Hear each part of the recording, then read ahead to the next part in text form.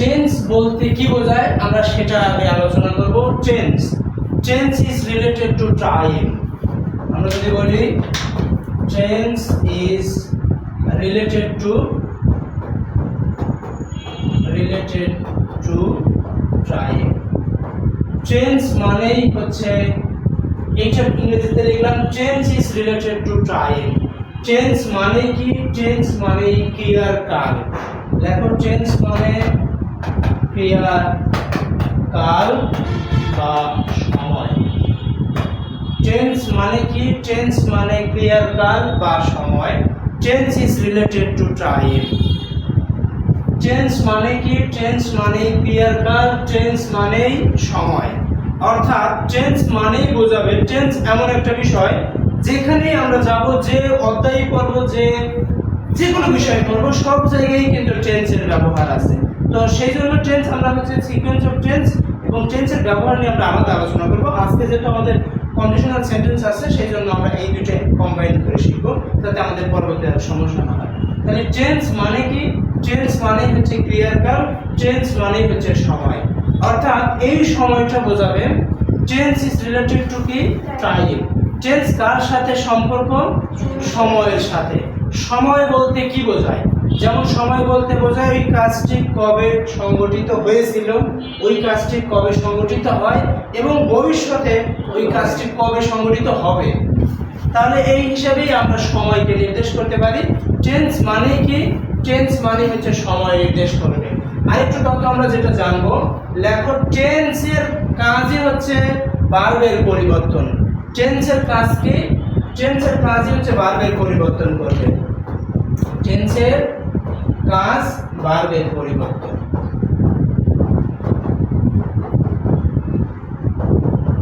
চেঞ্জের মূল কাজ হবে কি? ভার্বের পরিবর্তন। অর্থাৎ একটা চেঞ্জ আমরা চিনতে গেলে আমাদের কোথার দিকে তাকাতে হবে? ভার্বের দিকে তাকাতে হবে। সাবজেক্ট অবজেক্টের কিন্তু পরিবর্তন হয় না। চেঞ্জ পরিবর্তন হয় কিসের উপর?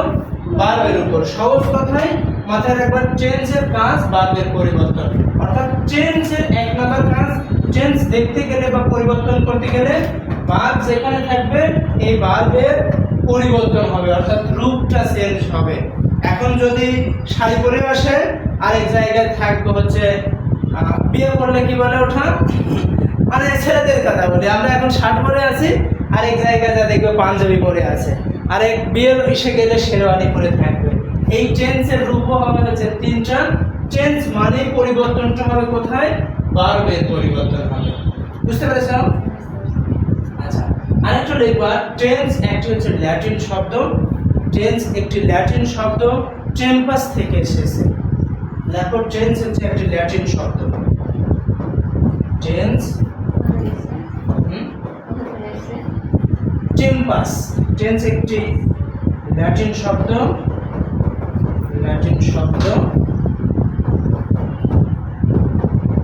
টেম্পাস থেকে এসেছে। এটা দুটো একটু শিখে ফেলবো। এই টেম্পাস মানে ওই সময়ের সাথে, অর্থাৎ রোমান হরফের পদের থেকেই মানে এখানে আস্তে আস্তে পরবর্তীতে। চেঞ্জের বাংলা কি জানো?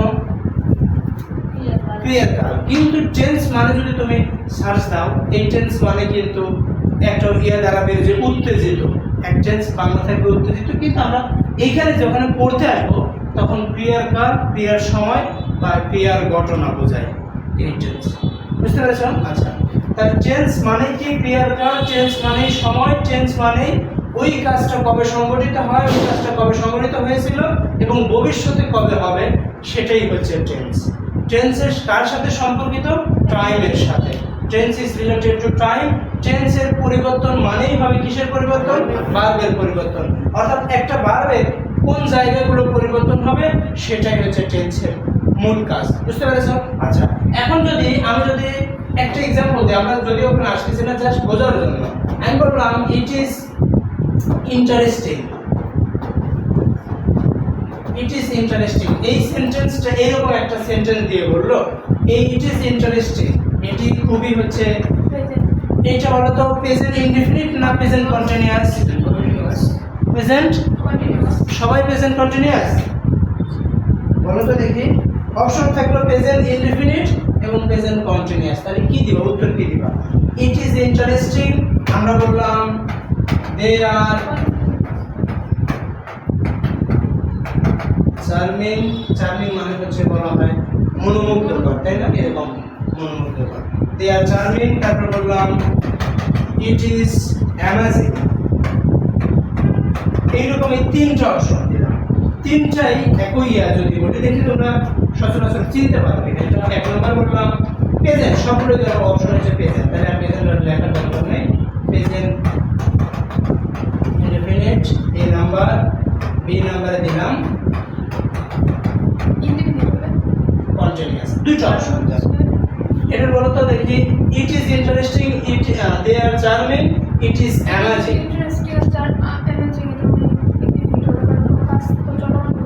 আচ্ছা, এই দুটো তোমাদের কাছে কি মনে হয়, সবাই উত্তর দিবে কোনটা বলো তো দেখি, কি উত্তর দিবা?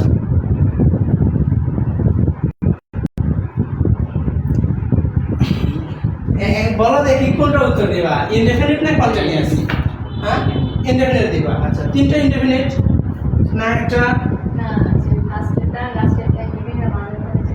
আচ্ছা, এই শব্দটা এখানে যেটা লিখেছে এই তিনটাই কিন্তু প্রেজেন্ট ইনডেফিনিটের। কেন প্রেজেন্ট ইনডেফিনিটের? চলমান, এটা হচ্ছে চলমান না, আর এটা কন্টিনিউয়াসের। এইটা এই যে ইন্টারেস্টিং, এই যে চার্মিং, এইটা হচ্ছে অ্যামেজিং, এরা কিন্তু ভার্ব না, এরা হচ্ছে অ্যাডজেক্টিভ। অর্থাৎ ভার্বের সাথে আইএনজি হয়, কিন্তু মনে হচ্ছে যে আমাদের কাছে ভার্বের সাথে আইএনজি হয়েছে, কিন্তু এরা ভার্বের সাথে আইএনজি হয়নি, এরা হচ্ছে অ্যাডজেক্টিভ ওয়ার্ড। ইন্টারেস্টিং মানে হচ্ছে আশ্চর্যজনক বা এরকম, চার্মিং মনোমুগ্ধকর, অ্যামেজিং মানে বিস্ময়কর এইরকম। তাহলে তিনটাই হচ্ছে গুণবাচক, বোঝাচ্ছে না, সেই জন্য এটা হচ্ছে অ্যাডজেক্টিভ। আমরা এটা একটু পরে আসতেছি, এই স্লাইডে আমরা পরে আসি। তাহলে আমরা বললাম কি টেন্সের কাজটাই হবে কি ভার্বের পরিবর্তন নিয়ে। টেন্স মানে কিসের কাজ করবে? ভার্বের পরিবর্তনগুলো নিয়ে কাজ করবে। টেন্সের উৎপত্তি কিভাবে দেখো, আমরা যদি উৎপত্তি সম্পর্কে একটু তথ্য দেই, টেন্সের উৎপত্তি হয়েছে কিভাবে। আমরা গতকালকে ছিলাম, গতকাল আমরা ক্লাস করেছিলাম। আচ্ছা, আবার আজকে করছি কিনা? করছি। এবং আগামীকালও তো ইনশাআল্লাহ বেঁচে থাকলে তো করবো নাকি? আগামীকাল। অর্থাৎ এইখানে আমরা বললাম ইয়েস্টারডে, আমরা বললাম হচ্ছে টুডে, আর আমরা বললাম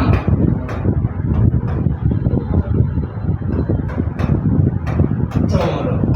এই যে তিনটা নাম, ইয়েস্টারডে, টুডে এবং হচ্ছে টুমরো, এই তিনটা নাম থেকেই টেন শব্দের উৎপত্তি হয়েছে। উৎপত্তি কিভাবে হয়েছে? যে আমরা যে কাজগুলো পূর্বে করে এসেছি, পূর্বে যেগুলো আমাদের কাজ শেষ হয়ে গিয়েছে, সেটাই হচ্ছে গতকাল, গত হয়ে গিয়েছে যেটা, আজকে যেটা চলছে সেটাই হচ্ছে টুডে, মানে আজকে হচ্ছে প্রেজেন্ট টেন্সে। আর এবং ভবিষ্যতে যেগুলো কাজ হবে সেটাই হচ্ছে ফিউচার টেন্স হবে। তাহলে আমরা এখান থেকে বলতে পারি যে আজকে যে কাজটা হচ্ছে, মানে গতকাল যে কাজটা হয়ে গেছে, এই কাজটাকে আমরা কি বলতে পারি? এটাকে আমরা বলতে পারি পাস্ট, মানে এটা পাস্ট হয়ে গেছে, এটা আমাদের আর নেই। আজকে যে কাজটা আমরা করছি সেটাতে কি হচ্ছে? Present, present.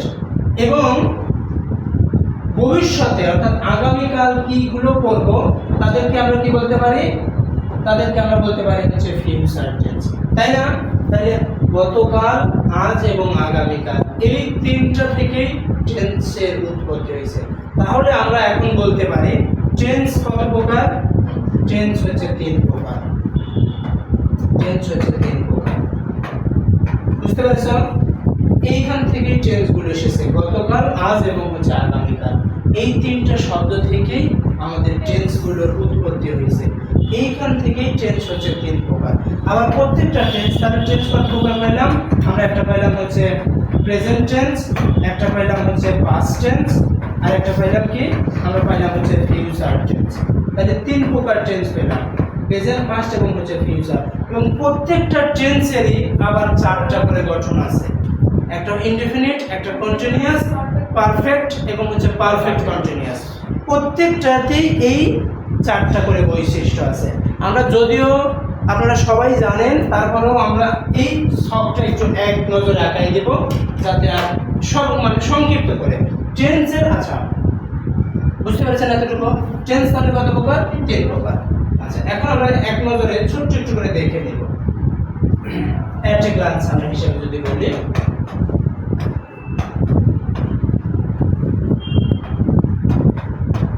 এট এ গ্লান্স মানে কি? এট এ গ্লান্স মানে এক নজরে দেখে নেওয়া যাকে বলা হয়। এট এ গ্লান্স শব্দটা আমরা যদি এখন প্রেজেন্ট টেন্সের কথা বলি, এই পাশে আমরা লিখলাম হচ্ছে present. Present tense, present tense কত প্রকার? 4 প্রকার। এক নম্বর হচ্ছে ইনডেফিনিট। ইনডেফিনিট টেন্সের মূল গঠনটা কি হবে? সাবজেক্ট প্লাস ভার্বের বিয়ন ফর্ম হবে। মাথায় রাখবেন ইনডেফিনিট টেন্স হলেই সেটা প্রথমে একটা সাবজেক্ট থাকবে, তারপরে ভার্বের বিয়ন। বিয়ন মানে এস অথবা ইয়ে যুক্ত হতে পারে কিন্তু। আচ্ছা সাবজেক্ট প্লাস ভার্বের বিয়ন ফর্ম অর্থাৎ বেস ফর্ম প্লাস হচ্ছে অবজেক্ট। এইটা যদি কোনো সেন্টেন্সে থাকে সেটা হবে কি? Present indefinite tense. বুঝতে পেরেছো? আচ্ছা আমরা আপাতত একটা করে সব লিখবো, খালি এইটুকু লিখবা। 2 নাম্বার কোন যদি আমরা যদি বলি কন্টিনিউয়াস, প্রেজেন্ট কন্টিনিউয়াস। কন্টিনিউয়াস শব্দের উল্লেখ থাকলেই ভার্বের সাথে আইএনজি, যে কোনো কন্টিনিউয়াস হোক সেটা ভার্বের সাথে আইএনজি থাকতেই হবে। ভার্বের সাথে আইএনজি, তাহলে এখানে কি হবে? কিসের ভার্বের সাথে আইএনজি হবে? সাবজেক্ট এবং অবজেক্ট তো থাকবে। আমরা ওগুলো লিখলাম না, তাহলে আমরা সংক্ষিপ্ত আকারে লিখতে পারি কি? আমরা এখানে লিখতে পারি am is are প্লাস ভার্বের সাথে আইএনজি, ভার্ব প্লাস আইএনজি। তাহলে am is are মানে পূর্বে কিন্তু সাবজেক্ট থাকবে, শেষে অবজেক্ট থাকবে। এগুলো তো আমার দরকার না, আমার মূল কাজকে ভার্বের দিকে লক্ষ্য করতে হবে। আর ভার্বের দিকে লক্ষ্য করলে আমরা যদি দেখতে পাই সেটাই আমরা অনেকটাই চিনতে পারবো, কারণ টেন্সের ক্ষেত্রে কোনো সাবজেক্ট এবং অবজেক্টের পরিবর্তন হয় না, পরিবর্তনগুলো হয় ভার্বের দিকে। বুঝতে পারছো? আচ্ছা আমরা একটা করে উদাহরণ দিই, তাহলে এখানে বলবো ছোট্ট যেটা উদাহরণ সেটা আমরা দিই। আমরা যদি এখানে বলতাম যে আই ডু ইট, এটাই দিলাম। এই আই ডু ইট এইখানে এসে প্রেজেন্ট কন্টিনিউয়াসে, তাহলে এখানে কি হবে? এখানে আই অ্যাম ডুইং ইট, তাই না? এরকম করে তাহলে এখানে পরিবর্তনটা হলো কোথায়? শুধু এই যে ভার্বের পরিবর্তন হলো না, ভার্বে। অর্থাৎ টেন্স মানেই কাজ হবে ভার্বের পরিবর্তন। মানে আজকে যেগুলো বলবো যারা জানো তারপর তো জানোই, তারপরেও মানে জানা জিনিসও কিন্তু ভুল যায় বেশি, তো সেই জন্য সহজ মনে হলেও কিন্তু সহজভাবে নেওয়া যাবে, একটু পড়তে হবে। আচ্ছা 3 নম্বরে আমরা আসলাম। 3 নম্বরে আমরা যদি আসি প্রেজেন্ট পারফেক্টে আসলাম, অর্থাৎ পারফেক্ট, তারপর পারফেক্ট কন্টিনিউয়াস। প্রেজেন্ট পারফেক্ট, এই প্রেজেন্ট পারফেক্ট টেন্স, প্রেজেন্ট পারফেক্টের কাজই হবে কি? হ্যাজ অথবা হ্যাভ প্লাস কি? ভার্বের হচ্ছে V three. Have has plus হবে কি? ভার্বের বি থিওরি। অর্থাৎ প্রেজেন্ট পারফেক্ট টেন্সের গঠনই হবে হ্যাজ অথবা হ্যাভ, তারপরে ভার্বের কি হবে? V three. তাহলে আমরা এখানে যদি বলি আই, কি হবে? আই হ্যাজ হবে কি? আই হ্যাভ, তারপরে এখানে কি হবে? ডান ইট। বুঝতে পেরেছো? তাহলে পরিবর্তনগুলো কোথায় হচ্ছে? পরিবর্তনগুলো কিন্তু জাস্ট এসে ভার্বে হচ্ছে, তাই না? আচ্ছা এখন 4 নম্বরে আমরা আসলাম।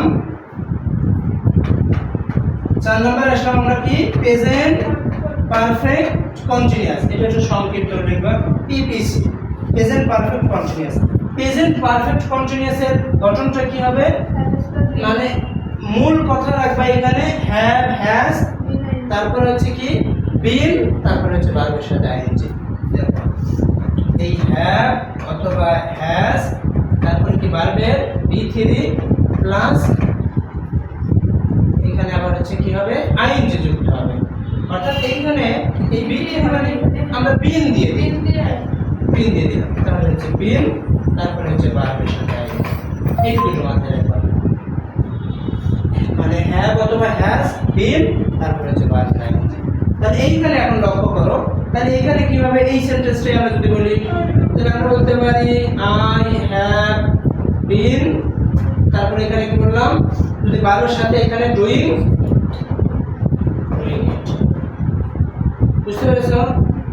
এইটুকু খালি হচ্ছে ভার্বের পরিবর্তন। জাস্ট এই 12টা ছক আছে, কিন্তু তোমরা কিন্তু সবাই জানো কিনা, কিন্তু পরীক্ষার হলে কিন্তু শব্দগুলো কিন্তু একটু ভুল হয়ে যায়, তাই না? তো এখন তোমাদের দেখো, যদি পরীক্ষার হলে এইরকম দেয়, ছোট্ট করে আমরা বোঝাচ্ছি, আই হ্যাভ, আমরা বললাম আই হ্যাভ বিন, আমরা এখানে বললাম ইট। এই শব্দটা বলো তো, আই হ্যাভ বিন ইট, এরকম শব্দ দিতে। আই হ্যাভ বিন ইট, এটা কোন টেন্সের মধ্যে পড়েছে বলো তো? I have been it perfect. কি কারণে পারফেক্ট? এই বিনটা কিন্তু ভার্বের ভিত্তি, বুঝতে পেরেছো? এই বিনটাই কিন্তু ভার্বের ভিত্তি। তাহলে এইখানে দেখো, তাহলে আরেকটু শর্টকাট টেকনিক লাগবে, যে হ্যাভ অথবা হ্যাজের পরে যদি শুধু বিন থাকে, তাহলে এটা কিন্তু প্রেজেন্ট পারফেক্ট হবে। আর এই হ্যাভ অথবা হ্যাজ এদের পরে যদি বিন এবং তারপরে যদি ভার্বের সাথে আইএনজি থাকে, তাহলে এটা কি হবে? Perfect continuous. এই তথ্যটা একটু মাথায় রাখবা, কারণ অনেক সময় কিন্তু এগুলো দেখতে মনে হয় যে একই মনে হয়ে যায়, তাই না? সেম মনে হয়। তো এই তথ্য একটু মাথায় রাখবা। হ্যাভ বিন যদি থাকে তাহলে এটা হচ্ছে পারফেক্ট, প্রেজেন্ট পারফেক্ট। আর হ্যাভ বিন, এই বিনের পরে যেটা বাদ থাকবে যদি আইএনজি থাকে, তাহলে পারফেক্ট কন্টিনিউয়াস। বুঝতে পেরেছো কি? এতটুকু ক্লিয়ার? এইটুকু একটু কথাটা একটু মাথায় রাখবা, কারণ অনেক সময় এই বিন, আচ্ছা এই বিনটা কিন্তু ভার্বের B3 ফর্ম, তাই না? এই ভার্বের B3 ফর্ম দেখেই অনেক সময় এগুলো হয়ে যায়, কনফিউশন হয়ে যায়। তো এইগুলো একটু কত মাথায় রাখবা, তাহলেই হবে। তাহলে এতটুকু বুঝতে পেরেছো? তাহলে প্রেজেন্ট টেন্সের গঠন কি? মূল কথা, যদি প্রেজেন্ট ইনডিফিনিট হয় ভার্বের B1 ফর্ম হবে, যদি কন্টিনিউয়াস হয়, কন্টিনিউয়াস শব্দের উল্লেখ থাকলেই সেই ভার্বের সাথে আইএনজি আছে। এখন প্রেজেন্ট কন্টিনিউয়াস হলেই am is are প্লাস ভার্বের সাথে আইএনজি। পারফেক্ট কন্টিনিউয়াস হলেই কি হবে? হ্যাভ অথবা হ্যাজ। মাথায় রাখবা, প্রেজেন্ট পারফেক্ট কথাটা উল্লেখ থাকলেই হ্যাভ অথবা হ্যাজ আছে, এবং যদি কন্টিনিউয়াস হলে তারপরে ভার্বের সাথে আইএনজি। আর যদি প্রেজেন্ট পারফেক্ট কন্টিনিউয়াস হলে হচ্ছে ভার্বের সাথে আইএনজি। হ্যাভ, হ্যাজ, বিন অর্থাৎ ভার্বের সাথে আইএনজি। এই বিনটাই মানে বলতো ভার্বের ভিত্তি। বুঝতে পেরেছো কি? আচ্ছা, এখন যদি আমরা পাস্ট টেন্সে আসি, এখন মনে করলাম আমরা এখন হচ্ছে পাস্ট টেন্সে আসলাম। এই পাস্ট টেন্সের গঠনগুলোই একই। এক নম্বর আমরা যদি বলি ইনডেফিনিট, তারপর হচ্ছে আমরা বললাম এটা হচ্ছে পাস্ট।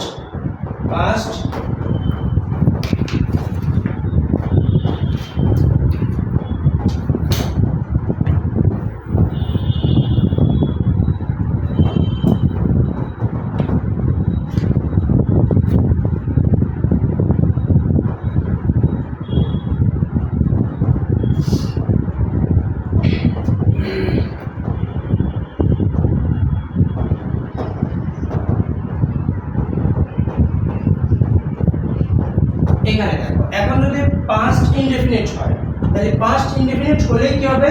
ভার্বের B2 ফর্ম হবে। শর্টকাট, পাস্ট ইনডেফিনিট মানে কি? ভার্বের B2। পাস্ট যদি কন্টিনিউয়াস হয় তাহলে কি হবে? ওখানে ছিল am is are, তাহলে এখানে এসে কি হবে? was এবং হচ্ছে were। was এবং কি হবে? were হবে। was were, তারপরে কি হবে? ভার্বের সাথে আইএনজি, কারণ কন্টিনিউয়াস মানেই আইএনজি। কন্টিনিউয়াস মানেই কি থাকবে? কন্টিনিউয়াস মানেই হচ্ছে আইএনজি। আচ্ছা, তারপর হচ্ছে পাস্ট পারফেক্ট মানে কি হবে বলো তো? মানে হ্যাড প্লাস ভার্বের ভিত্তিতে। হ্যাড পারফেক্ট মানে কি বলো তো? হ্যাড প্লাস ভার্বের ভিত্তিতে। হ্যাড প্লাস হচ্ছে ভার্বের ভিত্তিতে। হ্যাড প্লাস হচ্ছে ভার্বের ভিত্তিতে। আর পারফেক্ট কন্টিনিউয়াস মানে কি হবে তাইলে? হ্যাড প্লাস মানে বিন শব্দটা থাকবে এখানে, মানে বিন মানে হচ্ছে ভার্বের ভিত্তিতে। কিন্তু হ্যাভ বিন, তারপরে কি? ভার্বের সাথে আইএনজি, মানে কন্টিনিউয়াস মানেই আইএনজি। বিষয়টা বুঝতে পেরেছো? তাহলে এই শর্তগুলো হচ্ছে ভার্বের খালি ফর্মগুলো জানো। পাস্ট ইনডেফিনিট মানে ভার্বের V two form, past continuous মানে ওয়াজ ওয়্যার প্লাস ভার্বের সাথে আইএনজি, পাস্ট পারফেক্ট মানে হ্যাড প্লাস ভার্বের বি থ্রি, পাস্ট পারফেক্ট মানেই হচ্ছে হ্যাড বিন প্লাস ভার্বের সাথে আইএনজি।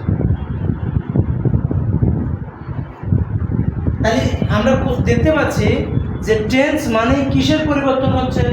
শুধু ভার্বের পরিবর্তন, সাবজেক্ট অবজেক্টের কিন্তু কিছু পরিবর্তন হচ্ছে না। ওয়ালাইকুম আসসালাম, তোমাদের কি খবর? তোমরা একটু নোট করে নিও দ্রুত, যারা পিছিয়ে আসছো তারা একটু আবার রিপিট করে অথবা পরবর্তীতে ওইগুলো দেখে নিও, এখন যেখান থেকে চলছে সেইগুলো একটু খাতায় তুলে নাও। তাহলে এগুলো হচ্ছে পাস্ট, বুঝতে পেরেছো? আচ্ছা, এইখানে আরেকটা একটু তথ্য জানবা। তথ্যটা হচ্ছে যদি এই রকম করে দিয়ে দেয়, যেটা ওইগুলো আমি যে প্রশ্নটা প্রথমে বললাম ওটা আমরা একটু আবার আমরা খালি স্ট্রাকচারটা দেখে তারপর আসতেছি। আচ্ছা, এখন যে শব্দ এই ধরো এইরকম থাকলো, জাস্ট বললো এই হ্যাড বিন, এই হ্যাড, ওই হ্যাড হ্যাড যদি থাকে তাহলে কি বলো তো? তাহলে কিন্তু পারফেক্ট। অনেক সময় মনে থাকতেই পারে, কিন্তু এটা কন্ডিশনাল সেন্টেন্সে থাকে। বললো যে তোমাকে কথার কথা বললো যে এরকম যে কোনো শব্দ আমরা বললাম আই হ্যাড ইট, এইরকম কথাই যদি বলে আই হ্যাড ইট, তাহলে অনেক সময় মনে করবা মনে হয় একটা হ্যাড মনে হয় বেশি হয়ে গেছে, টাইপিং এ মনে হয় যে ডাবল চলে আসছে, তাই না? তাহলে এইরকম যদি থাকে তাহলে কি হবে? এটা হচ্ছে পাস্ট পারফেক্ট, কিন্তু বুঝতে পেরেছো? কারণ এইটা হচ্ছে পারফেক্টের আর এই হ্যাড মানে হচ্ছে ভার্বের কি ফর্ম? B three form. আচ্ছা বলো তো এই হ্যাড ভার্বের বেস ফর্ম কোনটা? হ্যাঁ, হ্যাভ ফর্ম কিন্তু হচ্ছে বেস ফর্ম। এই হ্যাড ভার্বের বেস ফর্ম হচ্ছে কি? হ্যাভ। আর সেকেন্ড ফর্ম মানে বি টু ফর্ম হিসেবে ব্যবহৃত হয় হ্যাভ। আর এই হ্যাভটা কিন্তু হ্যাঁ বা ওইভাবে যদি মানে বোঝানোর ক্ষেত্রে এরকম থাকে না তো, কারণ আরো অবজেক্ট ওদের থাকে বোঝানো শুধু এরকম হবে। হ্যাঁ বইটা তো এইভাবেই দেওয়া আছে, আর এটা অর্থ দাঁড়ায় আই হ্যাড ইট, স্ট্রাকচার তো মিলে যায়, কিন্তু এখানে শেষে ওই ইট না দিয়ে আরো ইত্যাদি ইত্যাদি দেওয়া থাকতে পারে, কিন্তু এটা সেন্টেন্স হয়ে যায়। তাহলে এই হ্যাড ভার্বের বি ওয়ান অর্থাৎ বেস ফর্ম হচ্ছে হ্যাভ, বি টু হিসেবে ব্যবহৃত হয় হ্যাজ, আর এইটাতে ভার্বের হ্যাড হিসেবে ব্যবহৃত হয় বি থ্রি। এখন এই তিনটা ফর্মের মধ্যে কতক্ষণ সিঙ্গুলার? হ্যাজ কিন্তু হ্যাজ হচ্ছে সিঙ্গুলার, হ্যাভ কিন্তু প্লুরাল, হ্যাভ হচ্ছে প্লুরাল, বুঝতে পেরেছো?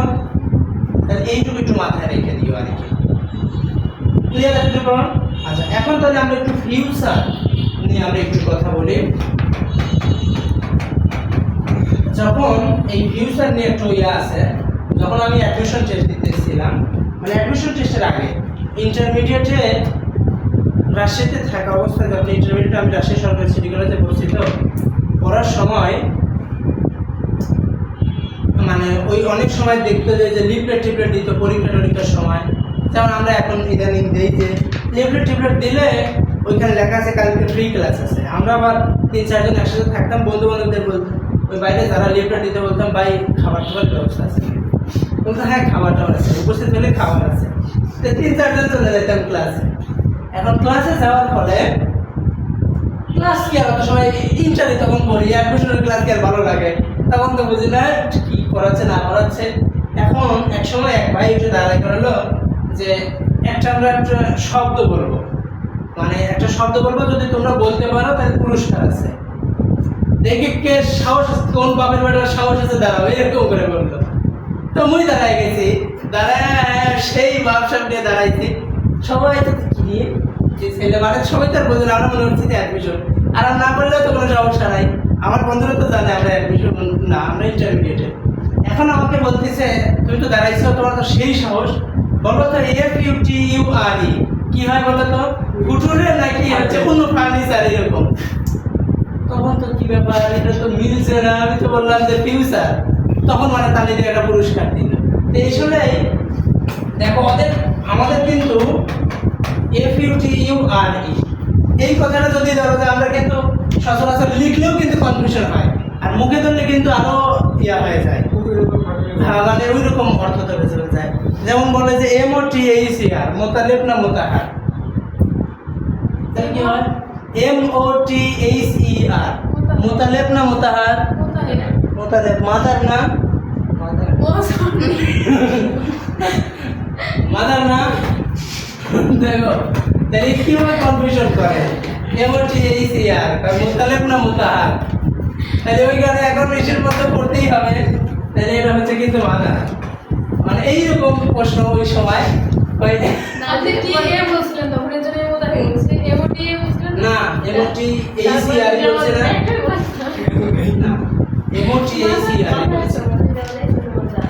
ও লেখা থাকলে তো ওরকম হয়ে যায়। আচ্ছা, তাহলে মোটামুটি বুঝতে পেরেছ। এখন আমরা আলোচনা করব ফিউচার, FUTUR ফিউচার টেন্স। এই ফিউচার টেন্স নিয়ে আমরা এখন প্রত্যেকটা টেন্সের হচ্ছে 4টা করে গঠন। তাহলে ফিউচার টেন্সের 1 নম্বরে যদি আমরা বলি ইনডেফিনিট, তাহলে এই ইনডেফিনিট। 2 নম্বরে হচ্ছে আমরা আসলাম ফিউচার কন্টিনিউয়াস,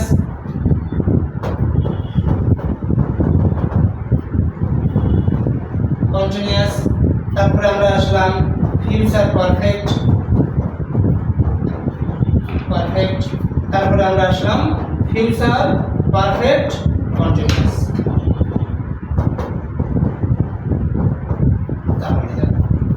এখন এই যে কাজ ইনডেফিনিট, ফিউচার ইনডেফিনিট, এই ফিউচার ইনডেফিনিট মানে কি? এখানে শ্যাল অথবা উইল, শ্যাল অথবা হচ্ছে উইল, তারপরে কি থাকবে? ভার্বের বেস ফর্ম যেটা বিয়ন ফর্ম থাকবে, বিয়ন। এটা হচ্ছে কাজ বিয়ন। তাহলে হবে ইনডেফিনিটে কি হবে? শ্যাল অথবা উইল, তারপরে ভার্বের বিয়ন। শ্যাল অথবা উইল হলে কি হবে? ভার্বের বিয়ন। তারপরে কন্টিনিউয়াস, কন্টিনিউয়াস মানে কি থাকবে? এই শ্যাল অথবা উইল, তারপরে কি থাকবে? বি, তারপরে ভার্বের সাথে আইএনজি। এখন বলো এই যে আমরা যে am, is, are, was, were লিখি, এই ভার্বের বেস ফর্ম কোনটা? বি। কিন্তু এম, ইজ, আর, ওয়াজ এগুলো যে লিখি না, এই ভার্বের মূল ফর্ম যেটা সেটা কিন্তু এই বি থেকে সৃষ্টি। বুঝতে পেরেছো? বি থেকে কিন্তু সৃষ্টি, মানে সেই জন্যই বলে ওরা হচ্ছে বি ভার্ব। বুঝতে পেরেছো? তাহলে এটা গেল। এখন আমরা আসলাম future perfect tense. Future perfect মানে কি থাকবে? শ্যাল অথবা উইল, তারপরে কি থাকবে? হ্যাভ, তারপরে কি থাকবে? ভার্বের বি3 ফর্ম।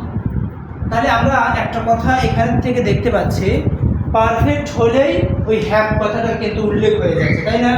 হ্যাভ। আর কন্টিনিউয়াস হলেই কি হচ্ছে? ভার্বের বি3 হচ্ছে। আর পারফেক্ট হলেই হ্যাভের পরে ভার্বের বি3 কিন্তু ফর্ম হিসাবে যাচ্ছে। আচ্ছা, আর পারফেক্ট কন্টিনিউয়াস মানে কি থাকবে?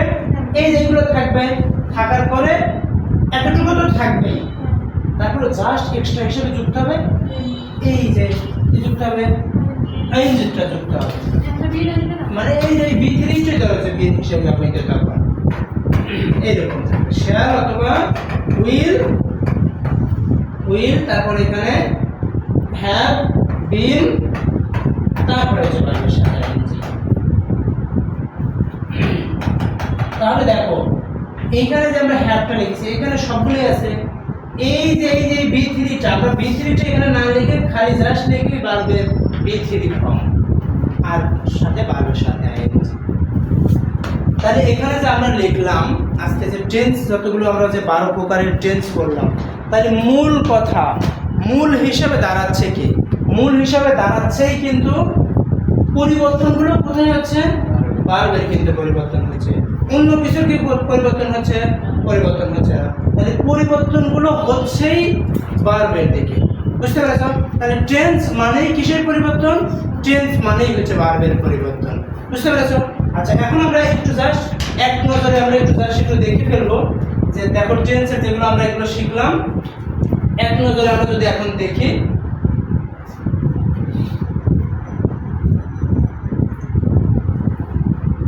এইখানে দেখো টেন্সের এক নজরে এখন আমরা টেন্সের ইন্টিগ্রেটর একটা দেখবো, এই স্ট্রাকচারগুলো একটু দেখবো। তারপর আমরা এখানে একটু টেন্স নিয়ে আরেকটু আলোচনা করবো। জাস্ট আজকে আমরা কন্ডিশনাল সেন্টেন্স করাবো তো, সেই জন্য আমরা একটু দেখাই দিচ্ছিলাম। আচ্ছা, এইখানে দেখো তোমাকে এখন থেকে যে কোনো একটা শব্দ দিল, বললো এই যে এরকম আই হ্যাভ ইটেন রাইস,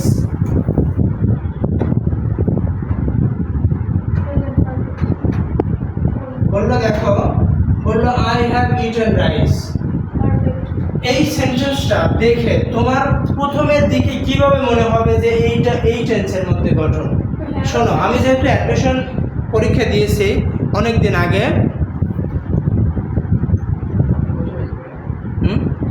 আমার হচ্ছে 20-21, মানে আমি দাবিতে এখন যে 72 ব্যাচ, আমাদের ছিল 68, মানে 4 ব্যাচ চলে গেছে আর কি। এইখানে দেখো এই দিকে আই হ্যাভ ইটেন রাইস, এরকম যদি একটা সেন্টেন্স দেয়, আমরা কোনগুলো সেন্টেন্সে দেখবো, এরকম যদি সেন্টেন্স দেয় তাহলে তোমার প্রথম কাজ হবে কি, তুমি কোথায় লক্ষ্য করবা? ভার্বের দিকে লক্ষ্য করবা, তাই না? তাহলে ভার্বের দিকে লক্ষ্য করে তুমি কিভাবে চিনবা যে এইটা এই টেন্সের মধ্যে পড়েছে? প্রথমে লিখবা যে কোনো সেন্টেন্সে যদি হ্যাভ অথবা কি আছে হ্যাজ, তারপরে যদি কি থাকে ভার্বের বৃদ্ধি, তাহলে এটা কোন টেন্সে? এটা হচ্ছে পাস্ট প্রেজেন্ট পারফেক্ট টেন্সে। প্রেজেন্ট পারফেক্ট টেন্সের গঠনে কি হ্যাভ অথবা হ্যাজ, তারপরে ভার্বের বি3 ফর্ম। মানে তোমাদের শোনো, আমি যে অ্যাডমিশন দিয়েছি তো পরীক্ষার হলে কি হয়, পরীক্ষার হলে তো আর শুধু বলে না এটা টেন্স থেকে দিলাম, এটা কন্ডিশনাল সেন্টেন্স দিয়ে দিলাম, সবগুলো তো মিক্স করা থাকে, তাই না? এখন আমাদের কাছে সহজ মনে হলেও পরীক্ষার হলে যায় কিন্তু আমরা ভুলে যাই, তাই না? তো সেই জন্য এই যে আমি সংক্ষিপ্ত আকারে প্রত্যেকটা টেন্সের যে গঠনগুলো বলে দিছি, ওই গঠনগুলো যদিও পারো তারপরেও তোমাদের কাছে রিকোয়েস্ট থাকবে আরো 2-3 বার থেকে 5 বার করে ফর্মগুলো মুখস্থ করবা। এই টেন্সের এই গঠন হয়, এই টেন্সের এটা গঠন, বুঝতে পেরেছো? কারণ গঠনগুলোই কিন্তু পরীক্ষার ফলে মনে থাকে। আমরা যেগুলো আমাদের কাছে একটু, এটা তোমাদের কাছে মনে হচ্ছে যে ভাইয়া কি পড়াচ্ছে, এগুলো তো সবগুলো সহজই আমরা জানি, কিন্তু এই সহজগুলোই তো পরীক্ষার হলে ভুল হয়, কঠিনগুলো হচ্ছে সহজগুলোই কিন্তু বেশি ভুল যায়, তাই না? আচ্ছা, তাহলে আমরা মোটামুটি টেন্স নিয়ে একটু মোটামুটি হয়েছে, যে আমরা শুধু বেসিকটা দিলাম। আরো টেন্সের কিন্তু যেগুলো ব্যবহার আছে কিন্তু, যেমন কোন টেন্সের কি কি থাকলে সেটা প্রেজেন্ট কন্টিনিউয়াস টেন্স হয়, সেগুলো কি আমরা আজকে দেখাবো।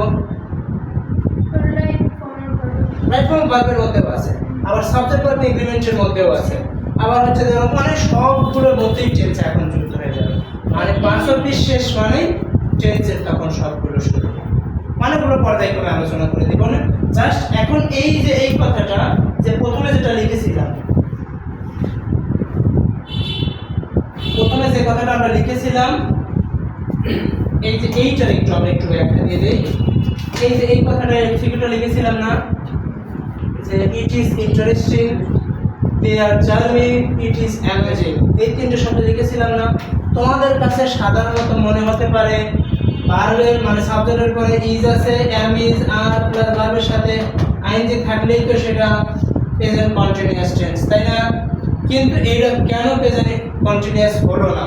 কারণটা হচ্ছে মাথায় রাখবা, দেখো এইভাবে সংজ্ঞাটা বা এটা লেখো, এইভাবে লেখো যে বি ভার্বের পরে যদি ভার্বের সাথে আইএনজি যুক্ত অ্যাডজেক্টিভ ওয়ার্ড হয়, বি ভার্বের পরে ভার্বের সাথে আইএনজি হয়ে অ্যাডজেক্টিভ ওয়ার্ড হয়, অ্যাডজেক্টিভ যুক্ত ওয়ার্ড হয়, তাহলে সেটা প্রেজেন্ট ইনডিফিনিট টেন্স হবে, প্রেজেন্ট ইনডিফিনিট টেন্স হবে। যদি লেখো বি ভার্বের পরে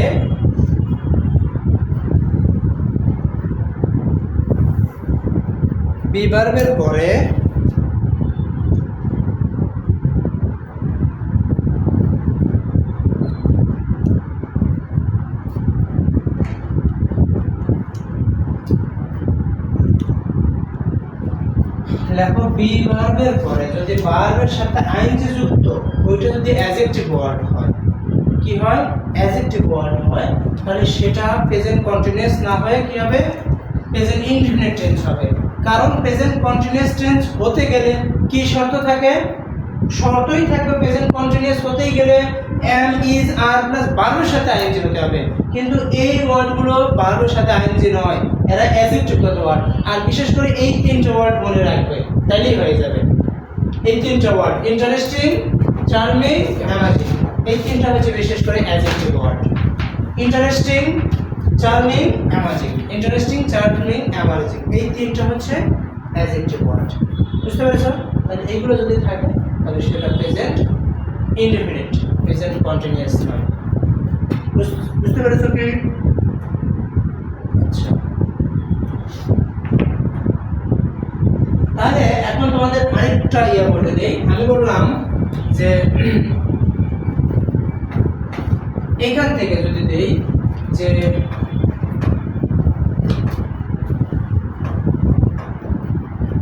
এইরকম যদি একটা সেন্টেন্স দিলাম, যদি বলি আই ওয়াজ গো, জাস্ট এরকম বোঝানোর সুবিধাটা আমি বললাম আই ওয়াজ গো, এটা কি সেন্টেন্স? এটা কি হবে বলো তো? Past indefinite. ওই আমি বোঝাচ্ছি, এইরকম সেন্টেন্স দিল যে আমরা তো জানি আই ওয়েন্ট গো, এইরকম হয় সেন্টেন্সটা সাধারণ অর্থে, তাই না? যে আমি গিয়েছিলাম, এরকম না। আই ওয়েন্ট দ্য মার্কেট, আমি যদি বলি ওখানে তো বলেছি আই ওয়েন্ট, আমরা বললাম যা হচ্ছে মার্কেট। আচ্ছা, এইরকম একটা সেন্টেন্স, যে কারণ তাহলে সেটা কোন সেন্টেন্স হবে? Past indefinite. কেন পাস্ট ইনডেফিনিট? কারণ ভার্বের হচ্ছে বি টু ফর্ম আছে, তাই না? এখন এই সেন্টেন্স আমরা জানি কি যে পাস্ট ইনডেফিনিট টেন্সের গঠনগুলোই কি সাবজেক্ট ভার্বের বি টু ফর্ম, তারপরে হচ্ছে বেস ফর্ম, মানে সরি তারপরে হচ্ছে অবজেক্ট থাকবে। কি গঠনটা কি? সাবজেক্ট ভার্বের বি টু ফর্ম, এটা হচ্ছে অবজেক্ট, এইটা হচ্ছে থাকবে। কিন্তু এখন এই সেন্টেন্সটাই বললো আই ওয়াজ গো, এরকম আমরা জানি প্রেজেন্ট পাস্ট কন্টিনিউয়াসের গঠনটা কি বলতো? ওয়াজ এবং ওয়ার, ওয়াজ প্লাস হচ্ছে ওয়ার, তারপরে হচ্ছে কি ভার্বের সাথে আইএনজি, এটা হচ্ছে প্রেজেন্ট পাস্ট কন্টিনিউয়াসের গঠন। কিন্তু কোন সেন্টেন্সে যদি দেখো এইরকম আছে, শর্টকাট টেকনিক মাথায় রাখবে, এটা অনেক সময় পরীক্ষা হলে এরকম দেয়, যদি থাকে এরকম ওয়াজ অথবা ওয়ার, এরপরে যদি ভার্বের সাথে আইএনজি না হয়ে যদি বি ওয়ান ফর্মে থাকে, সেটা কিন্তু পাস্ট ইনডেফিনিট টেন্স হবে, পাস্ট কন্টিনিউয়াস হবে না। বুঝতে পেরেছো? এই তথ্যটা একটু লিখে নাও যে অনেক সময় পরীক্ষার হলে থাকে, আমরা মনে করি যে ওয়াজ এবং ওয়ার আছে, তাহলে তো 100% পাস্ট ইনডেফিনিট টেন্স হবে না। মনে করি পাস্ট ইনডেফিনিট করতে গেলে তো ভার্বের বি টু ফর্ম লাগে, কিন্তু এটা আমরা তো জানি না। সেই জন্য এই তথ্যটা একটু মাথায় রাখবা যে ওয়াজ ওয়ার থাকা সত্ত্বেও ওই সেন্টেন্সে যদি ভার্বের বি ওয়ান ফর্ম থাকে, তাহলে সেটা হবে পাস্ট ইনডেফিনিট টেন্স।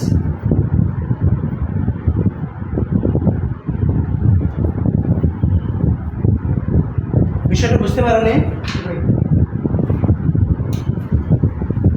যদি দেখো ওয়াজ ওয়ার সেন্টেন্সে আছে, আমরা তো সচরাচর মনেই করবো ওয়াজ ওয়ার আছে মানেই কন্টিনিউয়াসের মধ্যে চলে যাবে, তাই না? কিন্তু তোমাকে ওই যে সার্ভিং, অ্যামাজিং আর ওই রকম কনফিউশনের জন্য দিবে। তো সেই জন্য মাথায় রাখবা ওয়াজ এবং ওয়ার যদি থাকে, যদি ভার্বের সাথে আইএনজি না থাকে, তখন সেটা কি হবে? Past indefinite. এইটুকু মাথায় রাখবা। আর যদি ভার্বের সাথে আইএনজি থাকে, তখন সেটা কি হয়ে যাবে? কন্টিনিউয়াস হয়ে যাবে। এইটুকু মাথায় রাখবা। আর ওই ইসের মতনই যদি দিত যে ওই শব্দটা আমি বললাম ইট বা এরকম দিয়ে দিল পাস্টের পূর্বের টেন্সে, এইরকম তোমাদের বোঝা, মানে অর্থ মিলের দিকে না, আমরা জাস্ট একটু বোঝার মধ্যে বলছি যে এইরকম যদি এইখানে যে বললো যে ওয়ার সার্ভিং, এরকম যদি দিত, তাহলে কি হতো?